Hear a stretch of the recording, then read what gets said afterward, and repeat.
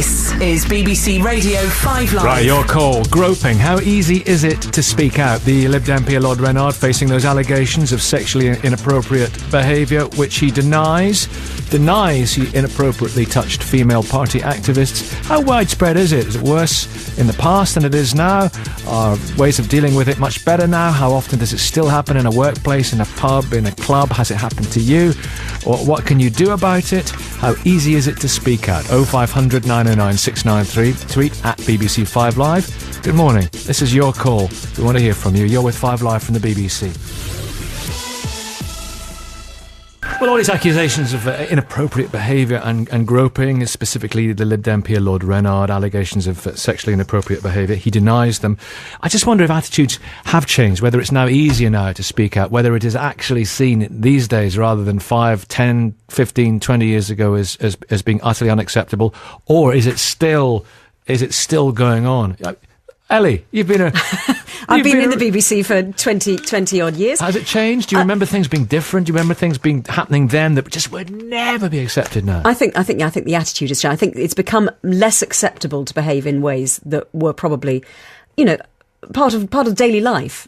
20 years ago. I mean, you and I are both working for Radio 1 at the same time, and we're not going to obviously talk about specific allegations against specific people at the time. But yes, there are times when I think there is no woman of my age who has not at some stage found themselves a brush, a tap, a squeeze, all that sort of thing. Just a kind of, or even a gentle pat on the behind in what would have, and in those days seemed like a friendly way. Yeah. But now I think we just all look at it and say, actually, it was the Richard Keys and Andy Gray thing a little while ago when Charlotte Jackson, do you remember the Sky presenter, and Andy Gray said to her, "All right, love, just tuck the microphone lead down there," pointing to his trousers.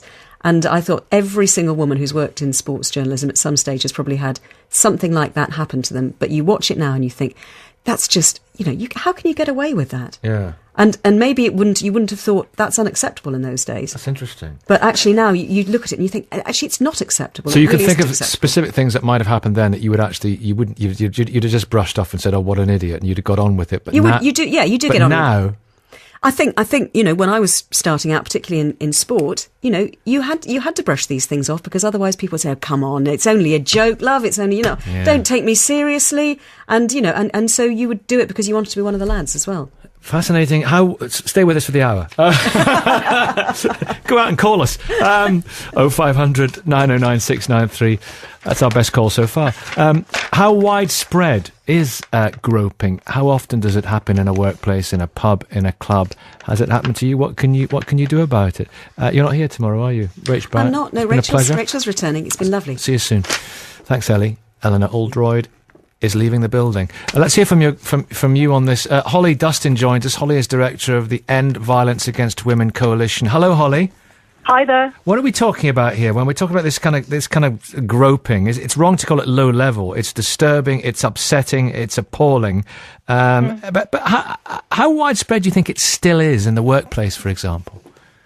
Well, I mean, I think there have been various studies done in different contexts, both in the workplace but in other contexts. So, for example, we did a poll in London last year, which found that a staggering number of young women in particular, almost half of young women in London, had experienced some form of, wolf whistling or sexual comments or unwanted touching in public places over the previous year. And, I think we've got to see this as, creating a culture which makes women feel unsafe, which makes women feel uncomfortable. It's wholly unacceptable, and there's a lot more that we could be doing to challenge it. And obviously the story in the news at the moment about the Lib Dems has kind of really brought this to the fore. But it is an issue in all areas of public life still. I mean, I think it's right what you've just been discussing, that in some senses, in some areas, it's seen as much less acceptable now when we have laws and policies in place. But I'll just give you the example of schools. So we asked young people what their experiences of sexual harassment and name calling and unwanted touching was in schools when they were at school in the UK, and we were really shocked to find that 70% of young men and women said that they'd just witnessed daily or weekly name-calling against girls, sexual name-calling against girls, and actually that 1 in 3 girls themselves said that they had experienced unwanted sexual touching at school, which means, that they're growing up and learning in an unsafe environment, and it's just not acceptable. Is there a danger of conflating things like wolf whistling with groping? I mean, these are different experiences, but they are all part of a sexist culture, if you like. So I think we do have to see them as part of a continuum, and these are all sexual offences. So they on one side of the scale, you've got wolf whistling and name calling and unwanted touching, but it is on the same at the other end of the scale. You've got more serious assault. So I think we do have to look at this as part of a broader culture. And of course, what we've seen from the Jimmy Savile case, that kind of culture of sexual harassment and sexism actually enabled the more serious abuse to happen. So I think it's not. I don't think it. You think it's a continuum? Do you? Yeah, absolutely. Do you? And the fact is, some sort of inadequate, dirty old fool in the office, touching someone's bum in an unacceptable way. It's not really a continuum towards predatory paedophilia on that scale, though, is it? Well, actually, for some, I think we're wrong to see it as sort of, an old fool in the office. Actually, this is about, it's about abusive behaviour, and we should recognise it as that. And for some, they may be committing more serious offences as well. Some may not be. But I think we should see it as abusive behaviour rather than, a silly old fool. I think we've kind of got beyond that stage now. Mm-hmm. And, the government does have good policies on addressing violence against women and girls, but sexual harassment has always been, in public places and in schools and so on. It's always been a little bit overlooked because we've always seen it as, a bit of a joke. But actually, what's happening, what we're seeing in the news now is showing us, it has serious consequences. It makes women feel very uncomfortable. It puts them off going into politics or progressing in their career. And we've got to, take firm action to tackle it. And we'd actually like to see all the political parties, showing us the colour of their money and saying, look, this is what our policies are on sexual harassment, and this is how we deal with it. Do you think we deal with be upfront about it? Do you think we deal with this far better now than we did 5, 10, 15, 20 years ago? I think we do in certain places, and I suspect we're a lot better in certain workplaces at dealing with this now.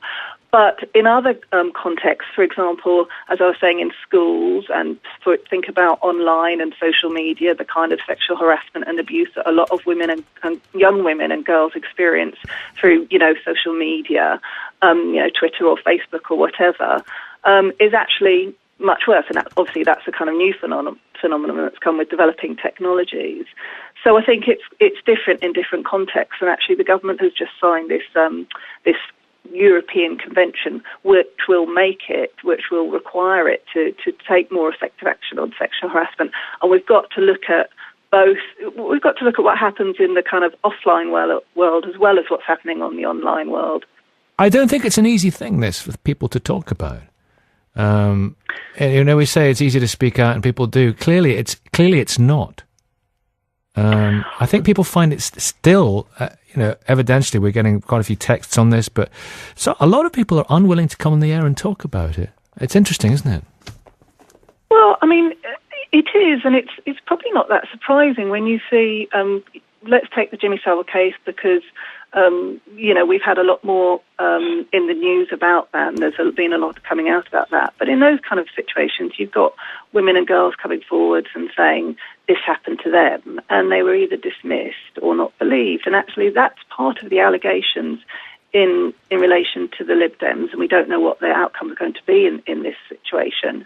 But part of the allegations are that women reported what had happened to them, and then nothing happened. Now, what kind of message does that send both to those women and other women who may be experiencing sexual harassment or behaviour that they know is not right or feel very uncomfortable about? And particularly where it might be that the alleged perpetrator is someone in a very powerful position. which further complicates the process of getting it out in the open and complaining about it. It shouldn't. There should be very clear policies and procedures in place so that potential victims of this kind of behaviour have confidence in the system and have confidence in their own organisation that it will be dealt with properly. Legally, it's much easier to deal with these things now. It's far more recognised, isn't it? There are better processes in place. Well, I think there are in the workplace. I think we, as a community, if you like, as a society, sexual harassment in public places and on public transport, we're still on the back foot of dealing with. And as I say, in relation to schools and the kind of sexual harassment that a lot of girls in this country, it's a lot better than in some other countries on the continent. Given experiences of friends of mine with the amount of bottom pinching that goes on public transport. Yeah. Listen, we've got Mike. Let's go some calls. Interesting. Michael and Dan Patrick, what do you want to say, Michael? Nicky, I think if somebody is being physically touched, that's quite easy to complain about. But your contributor there just mentioned wolf whistling, or say in my instance, if a bunch of girls in the factory floor tells me I've got a cute hat, I wouldn't. I'd feel stupid even going complaining about that. And likewise, if a girl took me and you'd wolf whistled at her, I'd, in Northern Ireland language, tell her to wise up. There's a bit of social interaction and a bit of compliment. And let's look at advertising on TV. How many times do we advertise where girls have got their skirts trapped in a lift and they blush because a fella looks at them, or girls are watching the window cleaner while they're drinking their diet soda? There is a line of physical touching, no problem, complain about it.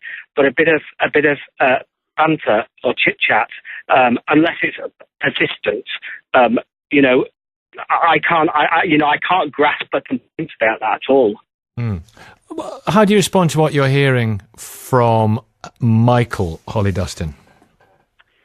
I think we're beyond that. I think we really have to get beyond seeing sexual harassment as a bit of banter, really.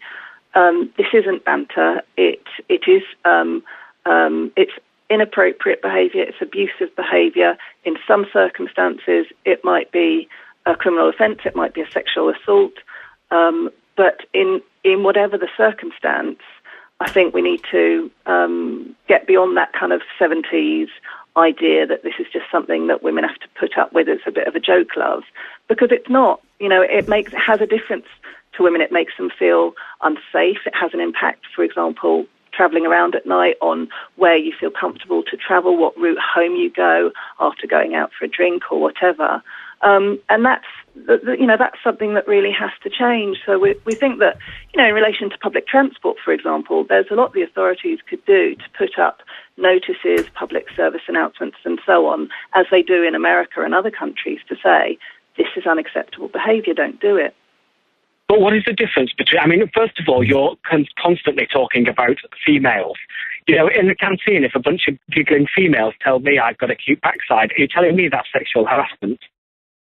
If you don't feel comfortable with that, then that's something that you should address. But the fact is, sexual harassment is overwhelmingly perpetrated by men against women. Hold on. That means that you're going to exclude minorities simply because that is what they are, minorities. I'm sorry, you're bang out of order with that argument. As a man, if I feel that I'm being sexually harassed, you're telling me just because I'm in the minority, I don't really need to discuss it. So let's clear that one off. No, not at all. No, not at all. I'm saying... Well, let her respond. No, I'm not saying that at all. What I'm saying is that most of this behaviour is experienced by women, and that's what all the research shows. And what we need to do is actually create public spaces and workplaces and schools and learning environments where everyone feels equal and valued and respected. We know of cases where girls are going into school wearing shorts under their skirts because they're, just so fed up with the boys lifting their skirts up and pinching their bum or whatever. Now, that's just not acceptable. And those schools need to have clear policies to deal with that. and I can accept physical contact, but you've mentioned wolf whistling. You know, those are compliments. There's a difference between harassing somebody and paying somebody a compliment. You know, somebody telling me I look cute or whatever. You know, it's a compliment, or I look smart, or I look handsome, whatever. Those are compliments. You know, you're fudging that black and white line between touching and almost being flirtatious. Let's get just another quick thought on this. Nick in Oxford, while we're on this point, what do you want to say, Nick? Not that bad, is it, Nicky? Sorry, what? Run that by us again. That's not that bad, is it, really? Holly, tell him why it could be. Well, I mean, what women say when you ask them is actually it often makes them feel very uncomfortable, makes them feel very unsafe, and it can actually, you know, change women's behaviour about what form of transport they want to use at what time of day or night, where they go, and that's what the research shows. So sexual comments, you know, indecent exposure, and so on.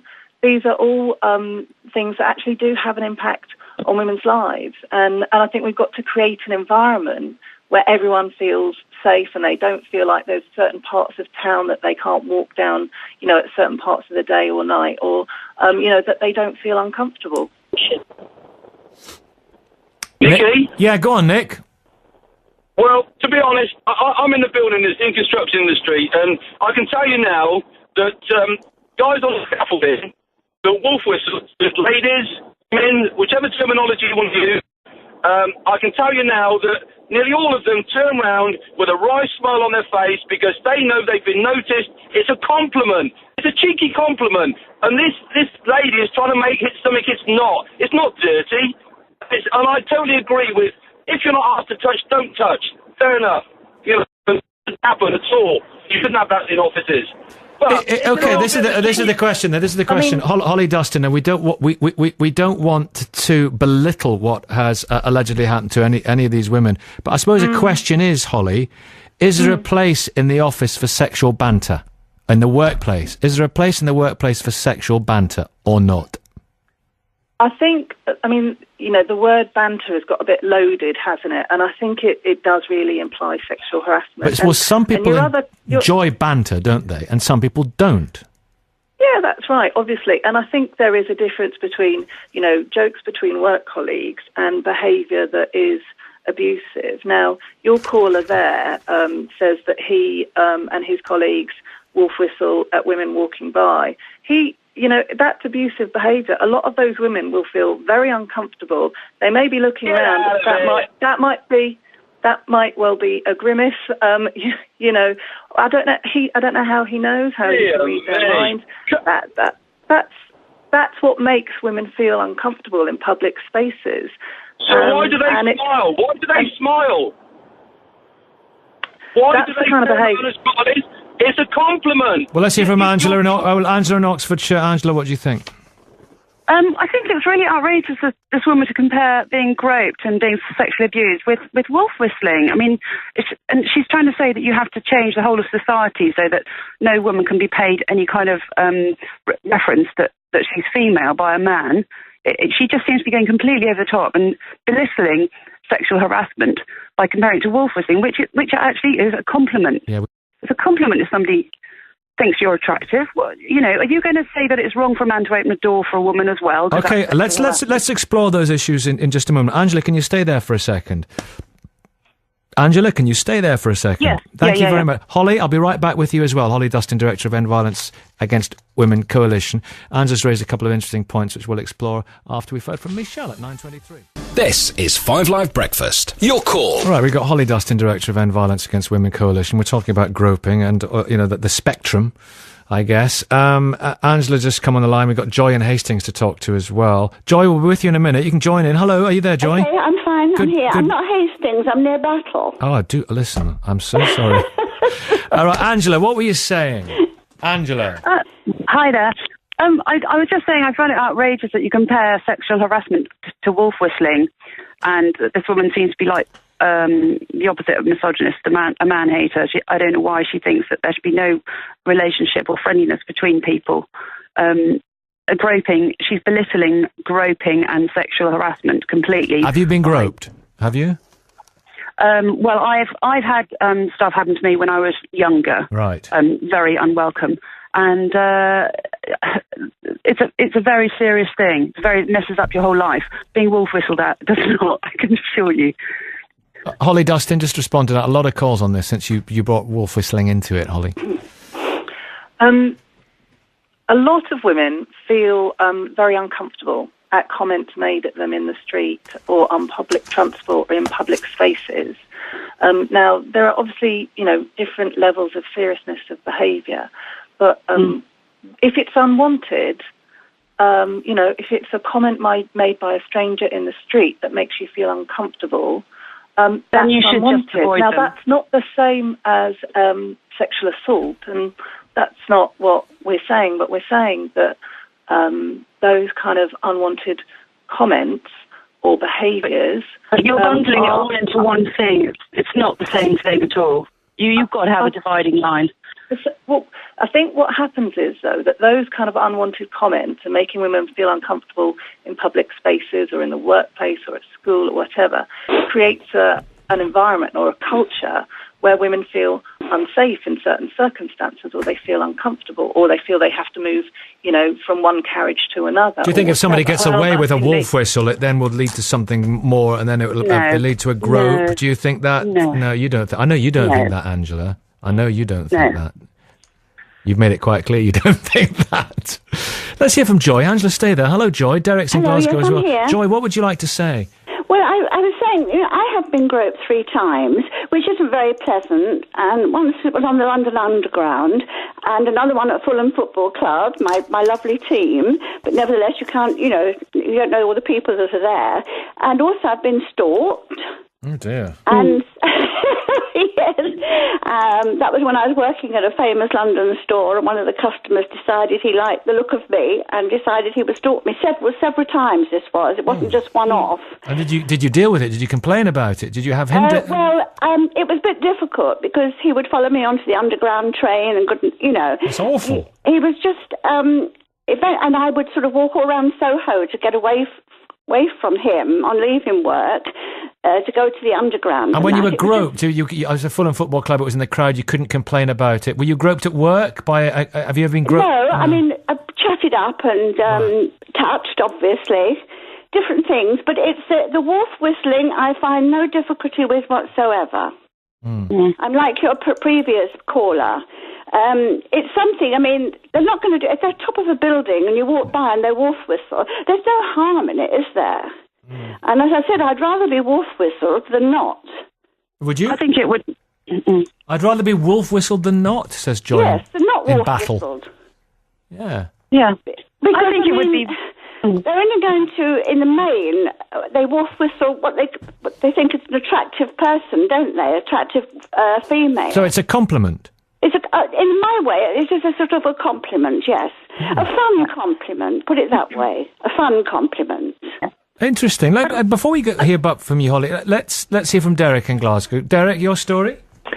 Yeah, mine's a kind of role reversal, Nicky, where I live, obviously, as you've said, in Glasgow, and I went to a corporate event down south England wearing a kilt, and consistently for a period during the night I was groped. There was one person in particular that was pretty persistent with it. And, the first couple of times that it happened, it was humorous. But, after a period of time when I kept saying, it has to stop, it didn't. It continued by various people. In the morning when I spoke to my boss about it, she said, I think you brought it upon yourself. Now, going on from that, I've just come back from the school gate where I've dropped my kids, and I've spoken to, listening to your situation on the radio, spoken to a number of gate mums, and to a person they said you brought it upon yourself by going traditionally as a Scotsman. Really? Yeah. Because if you turned it round and Holly had a young girl who said you brought it on yourself being groped by wearing a short skirt, you'd be outraged, Holly. Are you outraged about Derek's story? Yeah, that sounds really horrible. Yeah. That sounds really horrible. I'm sure that's that's something that people experience a lot, isn't it? And it kind of feeds into this victim blaming that you've brought it on yourself. So I think whoever that happens to, that's a really horrible experience. And I think what we're talking about here is a range of different kind of experiences, some more extreme than others. But all of which you believe betoken an attitude in our society? Well, an unhealthy attitude. A sexist I think attitude. a lot of people, a lot of women feel don't like wolf whistling, don't like being, in the allegations in the news about the Liberal Democrat case. That's a situation that's in a sort of work environment where allegations range from unwanted touching to propositioning and so on. And those women said they felt very uncomfortable and that their complaints were dismissed. So I think we just need to think. If some of your callers think, well, they like wolf whistling and that's welcome. Actually, a lot of women don't like wolf whistling. And it says something else about broader attitudes which need to be tackled. I understand. Thank you. Listen, thank you very much for coming on this morning. It's Holly Dustin, the director of the End Violence Against Women Coalition, and some interesting calls. Join us. We're asking the question this morning: how easy is it to speak out?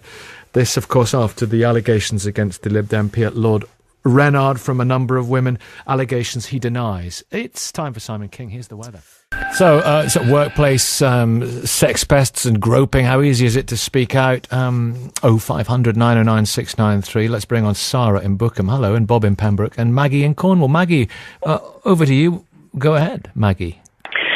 Well, I tuned in, actually, as I was driving along, Nicky. Thank you. It's okay. I was absolutely appalled at the way Holly Dustin was spoken to. And I think she is just a perfect illustration of how when women start to speak out about what's happening to them, they get silenced. And what they're saying is actually often minimised. And so from a discussion about groping, we suddenly found ourselves having a discussion about wolf whistling. Yes. And the whole discussion got taken away. And I think it's just a typical way that when women and girls try and speak out about these things, that we're silenced. So we don't try again. But you're right. I mean, groping is a completely different phenomenon, isn't it? But do you believe, as Holly believed, it's on the same spectrum? Well, I think it's all about women being objectified as sexual objects. And I think once you start to objectify somebody, be it by a wolf whistle or whatever means you want to objectify women and girls, and you objectify and sexualise them, then that is on the continuum of abuse. Absolutely agree. Sarah? I absolutely agree with that. Well done. Well said.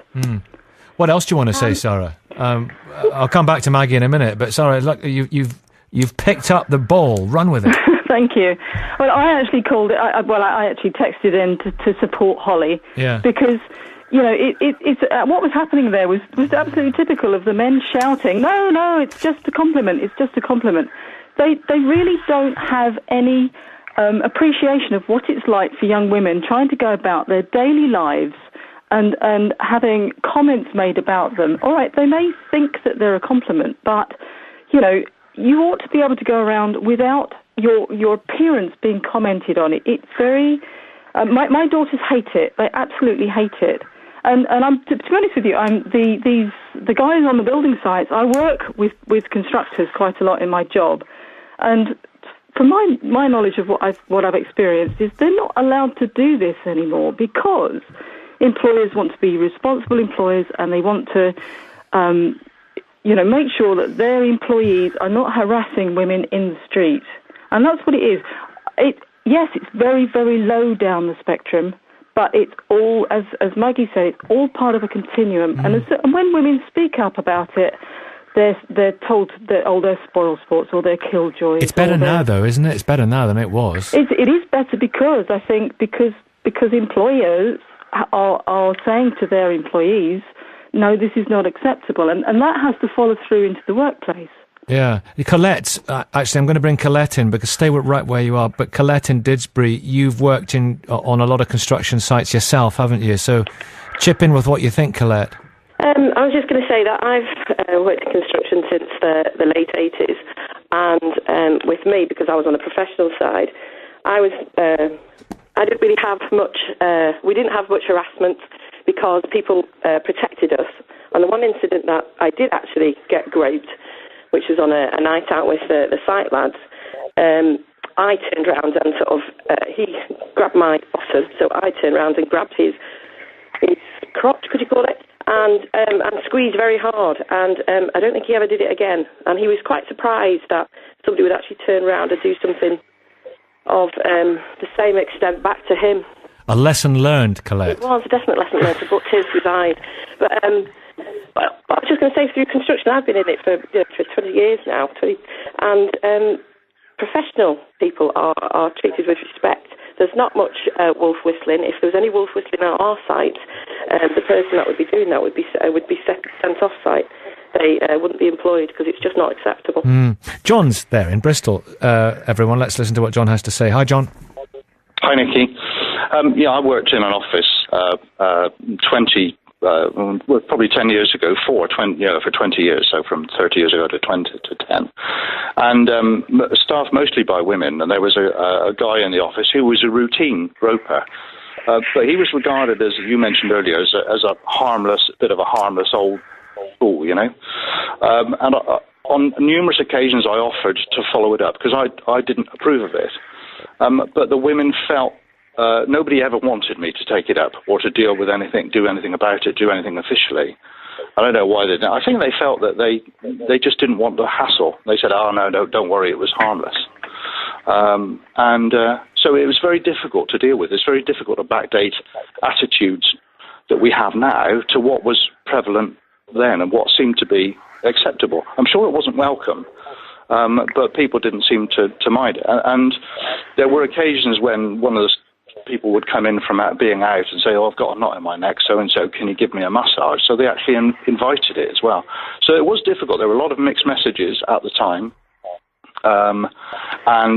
And people seemed less willing now to speak out than they are. So it was very difficult as a manager to deal with. I'm glad now that they are more willing to speak out, and companies seem to take this much more seriously. So one can deal with it much more effectively. Yeah, Sarah in Bookham, that's a good point, isn't it? It is a good point. It is a good point. Bob's in Pembroke. Hello, Bob. Good morning, Nicky. On you go, sir. Right, so a few years ago I worked as a security officer in the retail industry, and one day whilst on patrol in the said store, a very senior worker, they came up to me and said, "Bob, I've just been groped by those two young girls over there." So I approached these two young girls and laid the facts before them, and they went on about victimization, harassment, and he's a dirty old man, etc. So on checking the camera on the film relevant to that day, it was quite obvious what had happened. They had done what he had said. The company, as ever, would not wish to get involved in such a high-profile incident. The parents came in remonstrating, shouting and bawling. The management had words with the parents who were protesting about the lovely girl's innocence, etc. And the said worker was asked to keep a low profile. Now, I don't know what you think about that, Nicky, but nothing was ever done about this. This gentleman would have been sacked on the spot if he'd been guilty of doing this on film, and one can only say that the said company would do this every time. I have no doubt about this, Nicky, because a few weeks later, and this is just an allied fact, the same management of the said company asked me to approach an epileptic customer in the store. Everybody knew was an epileptic, ask him to leave the store because he was upsetting young customers. Now, those are the facts that I can recall about this groping incident. The said man who was groped, Nicky, was a very nice man, very upset, went through all the complaints procedure, but was not backed for 1 second as to what had happened, and I felt that was so appalling. Appalling. Thank you very much for your... Can I come back in? It's Maggie in Cornwall. Oh, hi, Maggie, yeah. Can I just come back in? I think one of the things we talked about was why women don't talk about and are silenced around groping. And I think, the programme has showed all the reasons why women and girls won't come forward. I think the word groping alone minimises what happens. We're talking about sexual assaults here. And I think, there are a lot of myths coming through the programme today that women lie about it, that really it's just a bit of fun. If I pinch your bottom, and I never would, but would that be a sexual assault? Yes, it would. Yes. Of course it would. And I think, the whole sort of tone sometimes is that actually women are making a fuss about nothing. Can I say something? Yes. Sorry to interrupt you. Talking about, women being silenced, and there's a real example of how women, when they find a voice, actually have an awful lot to say. If anybody doesn't understand how women feel about this, they should go to the Everyday Sexism Project website. And women are posting on there about their everyday experiences of what they experience in terms of inappropriate sexual contact and inappropriate comments in the street or wherever at work, the things that they have to deal with on a daily basis. And for the guys out there who don't understand where some of the women coming on this programme are coming from, they really ought to just take a look at that and think, wow, if I had to put up with that every day, I wouldn't be staying silent. But these women are, because they don't know how to deal with it, and they're not listened to. So the phrase that you hear sometimes on the other side of this argument, if there is another side of the argument, some women give as good as they get. Mm-hmm. What about that then? Oh, I think yes. I mean, you get a group of women out and about, and and they're making comments about guys. I'm not condoning that as in a sense, but what we're talking about is more women in their everyday lives, whether they're at college or going about shopping or working. It's happening and they don't want it. Yeah. Yeah. Okay. Yeah. Thank you very much. 9:49. Some interesting calls, and I appreciate all of them. Here's Michelle. We'll come to Murray and Cardiff in a minute. This is 5 Live Breakfast. Your call. Unwanted groping. How easy is it to deal with it and get it sorted? Steve's in Leicester, Murray in Cardiff, Peter in Coventry, and Kathy in Eastbourne. Murray, good morning. Hello there. Hi there. I really rang up to challenge this view that sexual innuendo and wolf whistling is supposed to be flattering. My daughter, when she was 14, found herself having to take a hugely roundabout route to come home from school, and I discovered that it was because of the flattering remarks from people on a building site. I went and called at the site, explained to the people there that it was unacceptable. Good for you. It didn't stop it. I wrote to the employer and I got absolutely no response. And actually it happened again a year later when she was 15 with some builders on another house in the road. Now, I don't see anything flattering about that. She didn't see anything flattering about that. And in fact, I consider it to be child abuse. So maybe they'd like to reflect on whether or not it is all that flattering. Yep. Kathy in Eastbourne. Hi, Kathy. Yeah, hi. I just wanted to say I'm an ex-police officer of 16 years in the Metropolitan Police, and I never once experienced or witnessed sexism apart from women. And I actually saw women regularly virtually throwing themselves at men to try and get what they wanted out of any situation. Sitting on their laps and running their fingers through their hair and all sorts of things. And I also witnessed how nasty women can get when they do things like that and don't get their way. And I think there's a whole other side of this that isn't being looked at. We're talking, or people ringing up about this, women particularly, are often talking about women as if they don't have a bad bone in their body. And believe me, as a woman, I witness women every day being every bit as bad as any man can be, and quite nasty. And in fact, my son's been called a geek by women, and all sorts of abusive things. There are only 3 groups of people in our society that have a voice, and it's women, black people, and gay people. And the vast majority of us out here get no voice at all. And I'm fed up with hearing women moaning, because yes, abuse is wrong, but abuse is wrong against anybody. And you would believe, the way things are in this country, that abuse can only ever happen to 3 groups of people. Who needs to have a voice that doesn't have a voice at the moment? Well, so many people out here, for instance, disabled people. Right. Now, we all know that they are having a terrible, terrible time in our society. I've worked with them at a Cheshire home, and I know how hard life is for them when they go out into public and get stared at and things said and even spat at. They have the most appalling time. But who really cares? How often do they ever get a platform? You know, how often does anybody, apart from the three groups of people I'm talking about, and I think we all know by now, we've had years of it, that this is the truth, that the normal public, the average, everyday person out here gets no voice at all. What do you mean a normal public? What if a disabled person is... about anybody with an opinion that doesn't match up to the opinions of those three minorities. They get... and we're beginning to get a bit more of a voice now, but for a very long time now, we've been shut up. So disabled people don't have a voice. Who else? So you say only gay people, women, and who else has a voice? Black people. Black people, right. Yes. Hmm.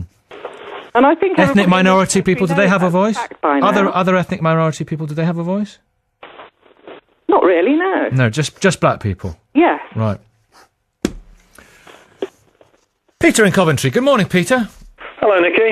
What's your point? Well, my point is, I think there's societal double standards here. I was in a singles group about 18 years ago, and three separate women on different occasions groped me. Now, I'm talking about in the groin. I got my clothes on. One was at a party, one was at a disco, the other one was in a pub. When a partner was sort of looking somewhere else, he walked past me and grabbed me in that area.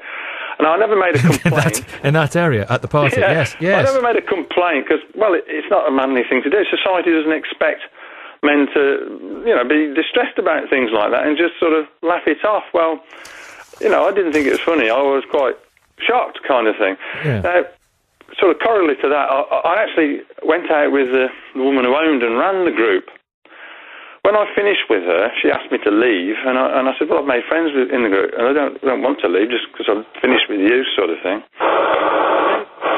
And then she complained that I was touching some woman inappropriately or something or other, and I had no recollection of what she was talking about. The only thing I ever did in the group, because I'm quite a tactile man, was women I was very close to, friendly with, just a little squeeze across the shoulder, or very, very exceptionally, maybe a little squeeze across the waist, and that's all. I never touched. I don't consider that to be inappropriate. A squeeze on the shot? No. Then I started going out with another woman in the group, and when she ultimately finished with me, I was upset and distressed, and I found other women that I was friendly with just to talk about it, because I felt emotional and upset and ask advice and all that kind of thing, shoulders to cry on. She found out about it and kicked me out of the group as if it was some sort of, because I was harassing women or something. All right, let's have Stephen Lester. Hi, Steve. Good morning to you. Good morning to you. Hi. Well, my tale goes back to when I was 18. I worked as a clothing company with a factory floor, about 300 women on it. And part of my role involved me having to go onto the factory floor. I was regularly groped and comments made and lots of giggling and laughing. But one particular day, it all went a stage further, and a mob of them got hold of me, stripped me completely naked, physically abused me, and then tipped me into one of the huge bins, which is on wheels. And a couple of the women got in with me, and I left there with scratches and cuts and you name it. My goodness me. What happened?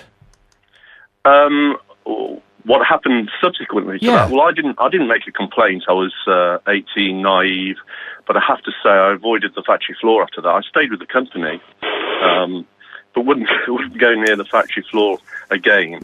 I was just at the hands of a baying mob. It was quite scary. My goodness. Leonard in Milton Keynes. Good morning, Leonard. Good morning.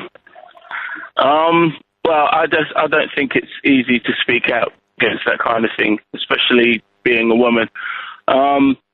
Going way back now, but I do know people who've experienced or been on the receiving end of groping or inappropriate touching, if you like, and while they've felt at ill ease about it, they haven't actually made a song and dance about it or brought it out into the public spotlight. They've sort of tended to hope it'll just go away, basically. Do you think it's better now than it was, though? Do you think things have improved? Well, I think, in the media you're seeing some high-profile cases and, I don't want to go on about the Jimmy Savile thing, but it's out there. So I think maybe people now are beginning to maybe feel a little bit more comfortable with actually speaking out. That's my personal view on it. Mm-hmm.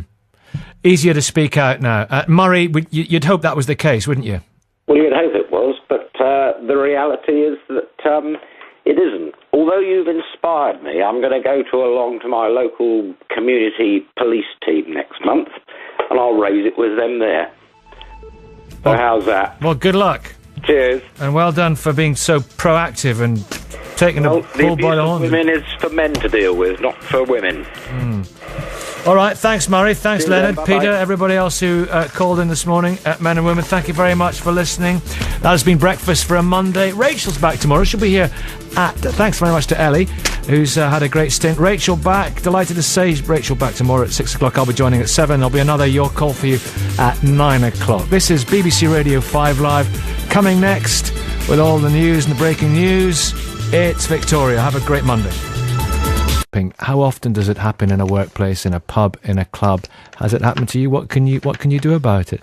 You're not here tomorrow, are you, Rach Barrett? I'm not. No, Rachel's returning. It's been lovely. See you soon. Thanks, Ellie. Eleanor Oldroyd is leaving the building. Let's hear from you on this. Holly Dustin joins us. Holly is director of the End Violence Against Women Coalition. Hello, Holly. Hi there. What are we talking about here when we talk about this kind of groping? It's wrong to call it low level. It's disturbing. It's upsetting. It's appalling. But how widespread do you think it still is in the workplace, for example? Well, I mean, I think there have been various studies done in different contexts, both in the workplace but in other contexts. So, for example, we did a poll in London last year, which found that a staggering number of young women in particular, almost half of young women in London, had experienced some form of, wolf whistling or sexual comments or unwanted touching in public places over the previous year. And, I think we've got to see this as, creating a culture which makes women feel unsafe, which makes women feel uncomfortable. It's wholly unacceptable, and there's a lot more that we could be doing to challenge it. And obviously the story in the news at the moment about the Lib Dems has kind of really brought this to the fore. But it is an issue in all areas of public life still. I mean, I think it's right what you've just been discussing, that in some senses, in some areas, it's seen as much less acceptable now when we have laws and policies in place. But I'll just give you the example of schools. So we asked young people what their experiences of sexual harassment and name calling and unwanted touching was in schools when they were at school in the UK, and we were really shocked to find that 70% of young men and women said that they'd just witnessed daily or weekly name calling against girls, sexual name calling against girls, and actually that 1 in 3 girls themselves said that they had experienced unwanted sexual touching at school, which means, that they're growing up and learning in an unsafe environment, and it's just not acceptable. Is there a danger of conflating things like wolf whistling with groping? I mean, these are different experiences, but they are all part of a sexist culture, if you like. I think we do have to see them as part of a continuum. And, these are all sexual offences, so they, on one side of the scale, you've got, wolf whistling and name calling and unwanted touching. But, it is on the same, at the other end of the scale, you've got more serious assault. So I think we do have to look at this as part of a broader culture. And, of course, what we've seen from the Jimmy Savile case, that kind of culture of sexual harassment and sexism actually enabled the more serious abuse to happen. So I think it's not. I don't think it. You think it's a continuum? Do you? Yeah, absolutely. Do you? And the fact is, some sort of inadequate, dirty old fool in the office, touching someone's bum in an unacceptable way. It's not really a continuum towards predatory paedophilia on that scale, though, is it? Well, actually, for some, I think we're wrong to see it as sort of, an old fool in the office. Actually, this is about, it's about abusive behaviour and we should recognise it as that. And for some, they may be committing more serious offences as well. Some may not be. But I think we should see it as abusive behaviour rather than, a silly old fool. I think we've kind of got beyond that stage now. Mm-hmm. And, the government does have good policies on addressing violence against women and girls, but sexual harassment has always been, in public places and in schools and so on. It's always been a little bit overlooked because we've always seen it as, a bit of a joke. But actually, what's happening, what we're seeing in the news now is showing us. This is BBC Radio 5 Live. Right, your call. Groping. How easy is it to speak out? The Lib Dem MP Lord Renard facing those allegations of sexually inappropriate behaviour, which he denies he inappropriately touched female party activists. How widespread is it? Is it worse in the past than it is now? Are ways of dealing with it much better now? How often does it still happen in a workplace, in a pub, in a club? Has it happened to you? Or what can you do about it? How easy is it to speak out? 0500 909 693. Tweet at BBC 5 Live. Good morning. This is your call. We want to hear from you. You're with 5 Live from the BBC. Well, all these accusations of inappropriate behaviour and groping, specifically the Lib Dem MP Lord Renard, allegations of sexually inappropriate behaviour, he denies them. I just wonder if attitudes have changed, whether it's now easier now to speak out, whether it is actually seen these days rather than 5, 10, 15, 20 years ago as being utterly unacceptable, or is it still going on? Ellie, you've been I've been in the BBC for 20 odd years. Has it changed? Do you remember things being different? Do you remember things happening then that just would never be accepted now? I think the attitude has changed. I think it's become less acceptable to behave in ways that were probably, part of daily life. 20 years ago. I mean, you and I are both working for Radio 1 at the same time, and we're not going to obviously talk about specific allegations against specific people at the time. But yes, there are times when I think there is no woman of my age who has not at some stage found themselves a brush, a tap, a squeeze, all that sort of thing. Just a kind of, or even a gentle pat on the behind in what would have, and in those days seemed like a friendly way. Yeah. But now I think we just all look at it and say, actually, it was the Richard Keys and Andy Gray thing a little while ago when Charlotte Jackson, do you remember the Sky presenter, and Andy Gray said to her, "All right, love, just tuck the microphone lead down there," pointing to his trousers. And I thought every single woman who's worked in sports journalism at some stage has probably had something like that happen to them. But you watch it now and you think, that's just, how can you get away with that? Yeah. And maybe you wouldn't have thought that's unacceptable in those days. That's interesting. But actually now you look at it and you think, actually it's not acceptable. So you can think of specific things that might have happened then that you'd have just brushed off and said, "Oh, what an idiot," and you'd have got on with it. But you do get on now, with it. I think when I was starting out, particularly in sport, you had to brush these things off because otherwise people would say, "Oh, come on, it's only a joke, love. It's only don't take me seriously." And and so you would do it because you wanted to be one of the lads as well. Fascinating. Stay with us for the hour. Go out and call us. 0500 909 693. That's our best call so far. How widespread is groping?